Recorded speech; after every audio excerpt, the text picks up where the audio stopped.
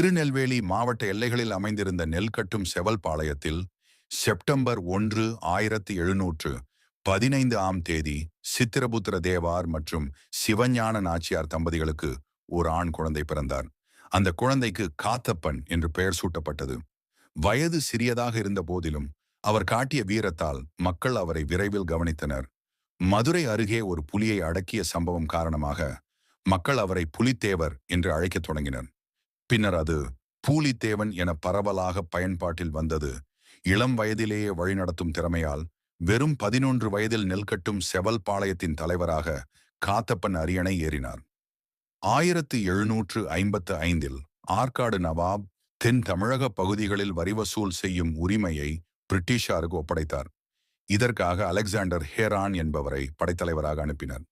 பல பாளையக்காரர்கள் கப்பம் கட்டி பிரிட்டிஷாருக்கு இணங்கினார். ஆனால் பூலித்தேவன் மட்டும் அவர்களின் ஆணைக்கு இணங்கவில்லை. அவர் பிரிட்டிஷ் ஆட்சியை ஏற்க மறுத்து அவர்களுடன் நேரடியாக போருக்கு இறங்கினார். பீரங்கி வரை எனப்படும் கனரக துப்பாக்கிகள் கொண்டு தாக்கிய போதிலும் நெல்கட்டும் செவல் கோட்டை இடிக்க முடியவில்லை. பூலித்தேவன் குரில்லா போர் முறைகளை திறமையாக பயன்படுத்தி பிரிட்டிஷ் படைகளை கலைத்தார். பனையூர், களக்காடு, வாசுதேவநல்லூர் உள்ளிட்ட பல பாளையக்காரர்களும் பூலித்தேவனுடன் இணைந்து பிரிட்டிஷருக்கு கடுமையான சவால் எழுப்பினர். பின்னர் ஸ்ரீவில்லிபுத்தூர் கோட்டையை மீட்டெடுக்கவும் திட்டமிட்டார். இதனால் அதிர்ச்சியடைந்த பிரிட்டிஷார் மருதநாயகத்தை கான் சாஹிப் கொண்டு பெரிய படையை அனுப்பினர். சில கருக்களில் பூலித்தேவன் பின்வாங்க வேண்டிய சூழலில் இருந்தார். 1759 மீண்டும் கான் சாஹிப் நெல்கட்டும் செவலுக்கு வந்தபோது பூலித்தேவன் கோட்டையை சுற்றி களிமண் சுவர்கள் கட்டியிருந்தார்.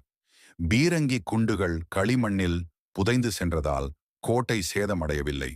இதனால் கான் சாஹிப் படைகளும் மீண்டும் பின்வாங்கினர். 3வது முறை மிகப்பெரிய படையுடன் தாக்குதல் நடத்தப்பட்ட போது பூலித்தேவன் சில நாட்கள் மேற்கு தொடர்ச்சி மலைப்பகுதிகளில் தங்கி எதிர்ப்பு போராட்டத்தை தொடர்ந்தார். அப்போது பிரிட்டிஷார் பூலித்தேவனின் மனைவி கயல்விழி நாச்சியார் தங்கியிருந்த வீட்டை தீ வைத்தனர்.